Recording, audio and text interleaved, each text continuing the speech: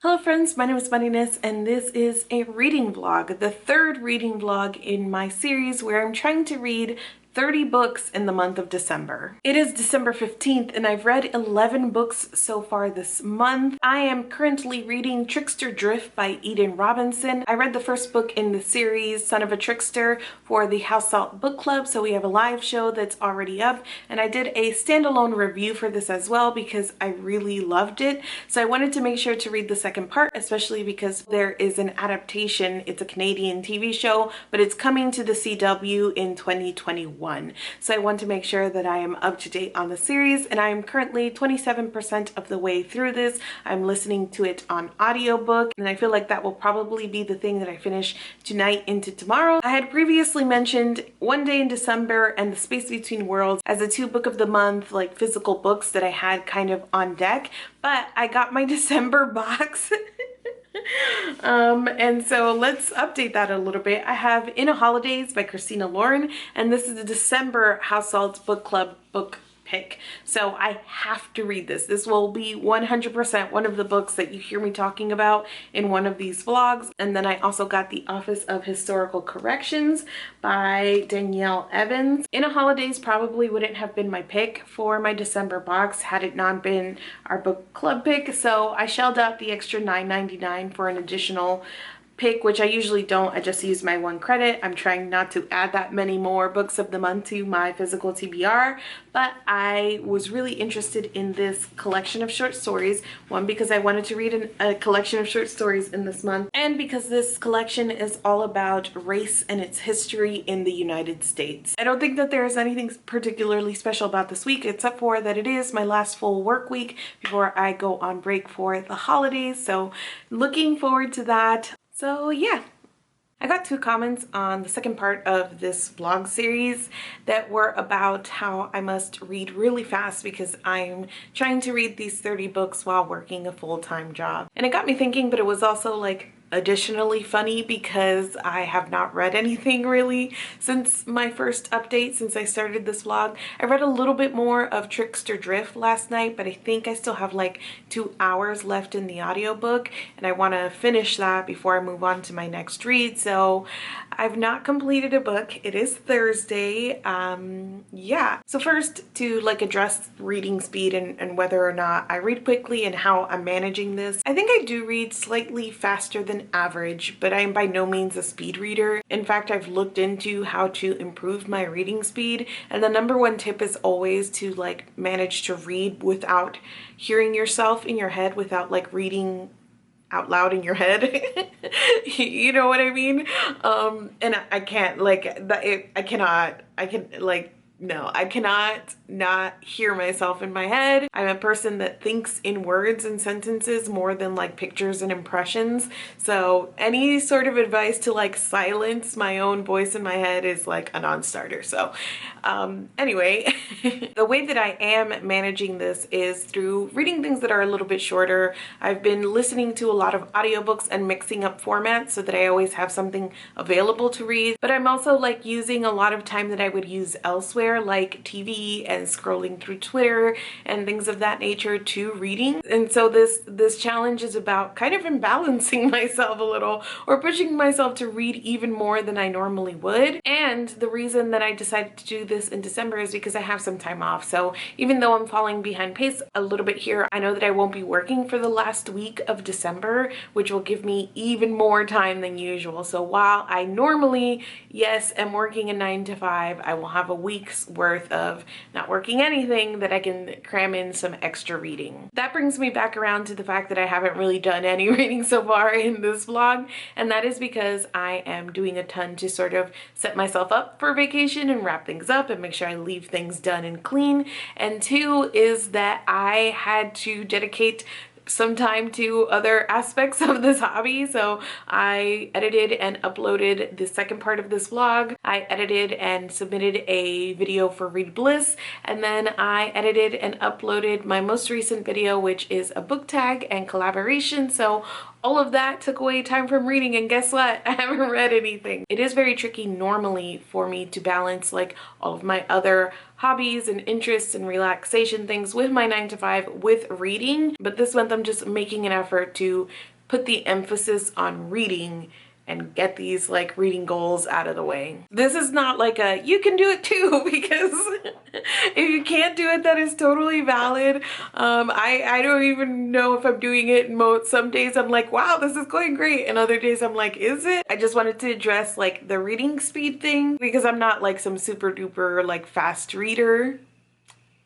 Yeah, that's the update. I was briefly entertaining the thought of scrapping like the clips that I had already recorded of this vlog and just doing a 24-hour vlog for Saturday, because, you know, I wasn't reading anything. And then last night I did a live show on Bookish Realms channel, and we were talking about reading diversely and setting goals and tracking and things of that nature, and we streamed for 2 hours. However, between last night and this morning I was able to finish Trickster Drift by Eden Robinson, and I love this one too. When we were talking about this book originally, there were some of us like the enjoyment scale over on House Salt was like a little varied. So Paige had already read the second book, and she talked to us about how there was more magic, I think, in the second book, and I would agree with that. The setup of what the mythology is has already happened, so it's a little smoother, and it comes across the entire story in the second book, versus in the first book you really see it heavier in the second half of the book. So that is true, but I will also say that I don't think that if you disliked the first book that you would like the second book, because the energy is still very much the same. It is very much a character study, slice of life kind of book, but it has these elements of magic and mythology. So it is a fantasy, but it feels very much just like a slice of life book. And I am personally loving it. I love it so much. I love Jared as a character. I really like where his arc was going in the second book. And even though it very much felt like a middle book, it's not necessarily in a bad way. It was just very transitional for the character, and you can tell for the story as well. I enjoyed all of the characters that were introduced. I enjoyed that even though he continues to try and fight this magic and try to avoid it, and try to avoid his parentage and all of that, it keeps finding him in really new and interesting ways. And he also, as much as he attracts like trouble and he attracts these creatures, he also attracts people and family and ways to care for others, and just seeing him navigate that aspect of it as well was wonderful. So I love this as much as I loved the first book. I think I ended up settling on 4.5 out of 5 stars for Son of a Trickster, and that would hold the same for this one as well. So I'm caught up on that series, and the third one comes out next year, so it has now become one of my most anticipated releases of 2021. I'm really excited about the series as a whole, and Eden Robinson as an author. I currently have Monkey Beach on my Kindle, and of course, in addition to that, we've got all of this just waiting to be read, and I've got a lot of catching up to do. I had a realization this morning as I was getting ready that I probably just don't want to read. This is what's happening right now to me. I'm not like feeling it. I'm feeling a little on the lazy side right now, but all that said, I did finish one more book, and it's not one that I've mentioned at all. But last night I started listening to Mediocre, The Dangerous Legacy of White Male America by Ijeoma Oluo, and I listened to the entire thing. This is 5 out of 5 stars for me. I had read So You Want to Talk About Race earlier in the year, and I also really enjoyed that, and this has the same straightforward, accessible style. She takes that phrase, works according to design, which is meant to say that something, even when something bad happens, it shouldn't necessarily be surprising because the whole system was set up that way. And she takes that and she looks at certain systems and histories and then traces back how they started, ties that to mediocrity in white males and why that is rewarded in the United States. And this idea that like the top, you know, whatever percent, like that is unachievable for the vast majority of us, even white males, but why they keep keep buying into the system that is going to ultimately let them down, betray them. I also read the first 50 pages of In a Holidays and I enjoyed it. It was a good setup. Immediately it kind of hooks you into the story, and it is 100% like exactly what you would expect from a Groundhog's Day situation, but set in a Christmas setting and a romance. Like 100% that's what I got. Like I read it and it was fine, and it's not like I'm not in the mood for it. I just think that I'm like kind of all over the place right now, which is why I also finished 180 pages, almost more than half of The Space Between Worlds by Micaiah Johnson. I finished part 1 last night. I took a break, and then right before bed I did part 2, and then this morning in bed I did part 3, and I keep needing breaks between it because there's like all kinds of twists and turns in this, and I feel like I cannot binge this. I need a break. It is stressing me out, but I'm very much enjoying this. And the plot of this, I've been reading a lot of like character heavy, introspective, plot light things, but this is just like a beautiful plot driven thing with a character that I'm invested in. So the balance is really good, and I'm just like waiting to see what's going to happen next, how our character is going to get out of it. The world is really interesting in the premise of having all of these other worlds, but you can only go there if the you on that world is dead. Like they can't travel between worlds where their other person exists. So really great setup. So I'm pretty confident that I will finish this today, as long as it like doesn't stress me out enough that I need a longer break. But I think this is the one that I will finish today. Okay, one more thing. Reading Mediocre made me realize that I'm really in the mood for nonfiction. So I think I'm going to pick another one up and see how quickly I get through that one, because I just did Mediocre in one shot, where all of these other ones I'm like bouncing around trying to figure out where I'm going next. So I'm going back into Libro FM and trying Down Along with That Devil's Bones, A Reckoning with Monuments, Memory, and the Legacy of White Supremacy, and this is by Connor Towne O'Neill. So I will start listening to that one as well. Wish me luck. From OBS, I couldn't figure out how to set it to private, so they just hear us, right? From the dashboard. Yes, you guys are just heard. I have a little camera sitting over where the code is. So they can't join us, but they can hear us, so we should definitely be careful what we say. Same, Connor. I also have to finish Christmas shopping. I'm just like... Y'all really leave it to the last minute, Jesus. Yeah, that's risky. No. Christmas is... I haven't done any shopping yet. Oh my God. Lainey. I keep buying stuff for myself. Lainey. That's a mood.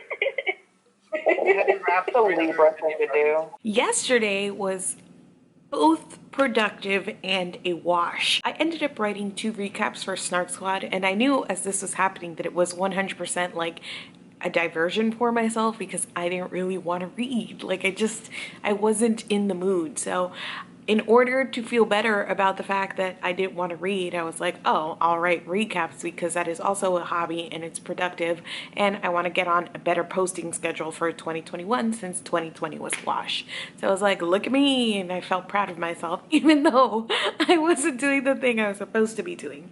And then we played Among Us for, I'm not even going to tell you how long because it's a little embarrassing. So that took up a majority of my night. And then I remembered that following the thread of getting back on track with Snark Squad, we had a podcast episode that we were recording today. And in order to record this podcast episode today, I had to finish watching The Queen's Gambit. I'd seen 4 episodes. I needed to finish off the last 3. So I watched that last night until the wee hours of the morning just to make sure that I was all caught up. And that was essentially my day. That said, I didn't do no reading. Your girl did her best, and I ended up finishing The Space Between Worlds by Micaiah Johnson. I'm gonna give this 4 out of 5 stars. I thought this was really thrilling and engaging. I loved the setup of the world, and the premise and the like twists and turns were all great. It kept me on the edge of my seat, and something would get resolved in a way, in like a positive way, and I was like, oh, like, okay, now we've resolved this, but then a new element or a new problem or a new challenge would be introduced, and that was all really exciting. The end went a smidge too fast, considering like everything she had gone through to get to the ending thing. Like the resolution was just a little too fast for me, and then the very end was a little too neat for me. In fact, as we got closer and closer to the end, I was thinking to myself, is this like the first in a series? Because it very much felt like we still had so much there that we could build upon, but then it just kind of wraps it up very quickly and very neatly, so you understand that this is a standalone, but it didn't really match the pace of the rest of the story. So overall, 4 out of 5 stars. Would recommend. Glad that I read it, and would definitely read more from Micaiah Johnson. Over here, I'm now up to page 104 in a Holidays, and this is still fun and fine.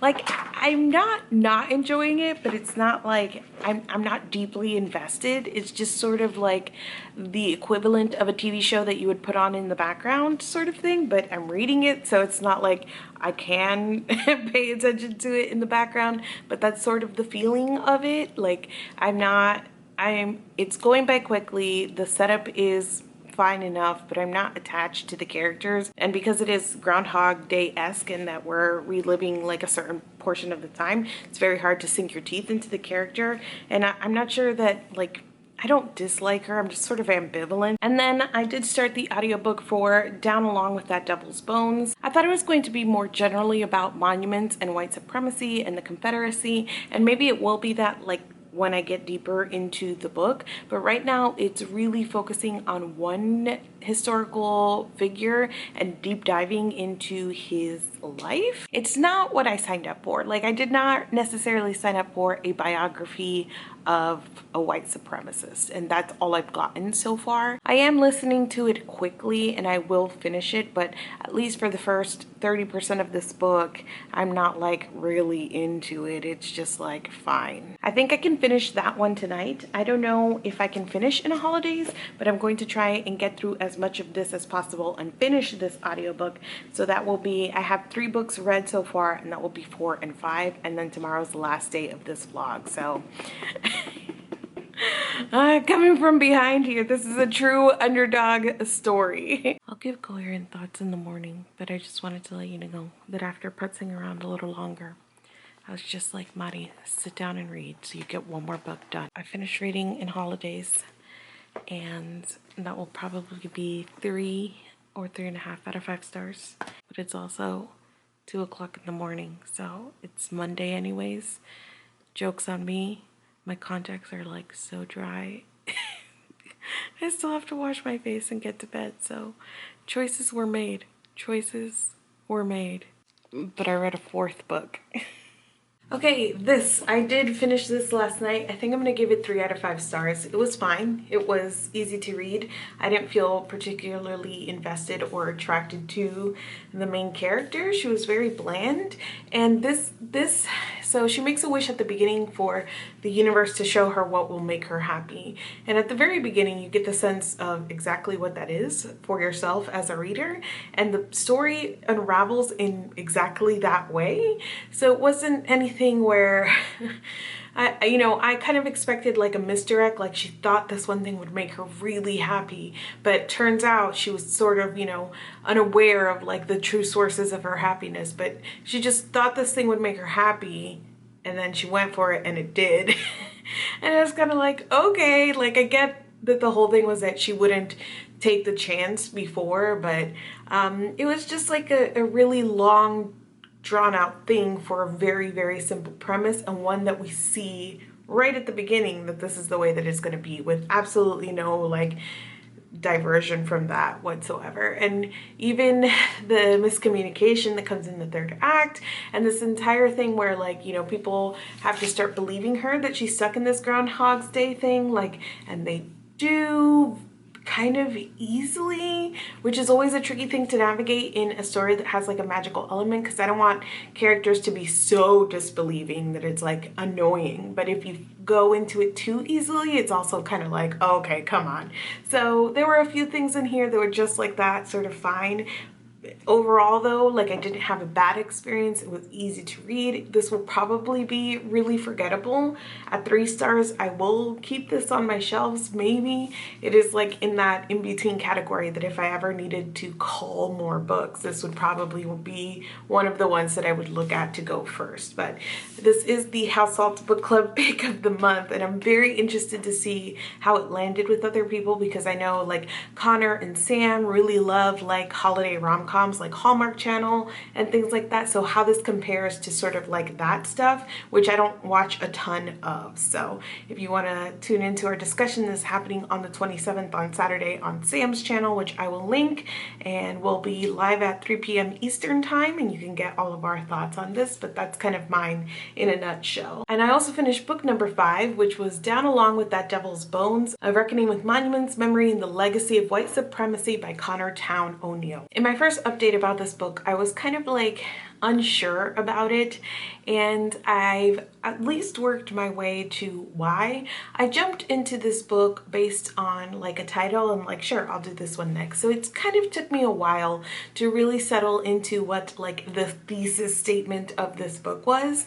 It is also written by a white man, and it is framed at least in part by his own like reckoning with American history and sort of understanding the history he's been told, the history he knows, certain traditions, especially living in the South, and kind of putting that all together with the way that a lot of states in the South sort of venerate the Confederacy, the Confederate flag, and certain monuments. So at first it did feel a little bit heavy on the biography of General Forrest, so I was kind of like, but the more and more it kind of like developed and put things in a historical context, but also looked at some of the movements and organizations that are working to remove monuments, Confederate monuments. Like all of that stuff was really interesting to me. And at the end of the day, I think this was about, so he does say this in so many words at the end, like the way that recognizing your history and sort of like approaching it eyes open is not the solution, but it is a start. And the way that America has been really bad about just even recognizing their history, and the like dissonance in the way that history is so fractured, and like the view of facts is so fractured, where we cannot even come to this place in the United States where we can recognize that a bunch of harm was done to a specific group of people, and we memorialize it like right in their neighborhoods and right in their faces. So it was a really interesting topic. It was framed in a way that wasn't necessarily for me, because I am not a white person reckoning with whiteness in America, but there was still interesting stuff here. And the most interesting to me was the contemporary stuff, the movements that are like kind of running throughout this, and just kind of hearing a tad bit of like the reasoning on the other side. I wouldn't want to like delve too deep into that, but it put in some nice context. So overall, I think I would give this 3 or 3.5 out of 5 stars. I can't believe that I've read 5 books in this vlog that started this whole mess. I wrapped all of my gifts. It took so freaking long. It doesn't feel like it's enough things for the hours that it took, but I'm happy I got that all out of the way because I'm running out of time here. So I sat down and I wrapped all of the gifts, and while I was doing that, I finished listening to a book I started months ago, and that was Hank Green's A Beautifully Foolish Endeavor, which is the second book in his duology.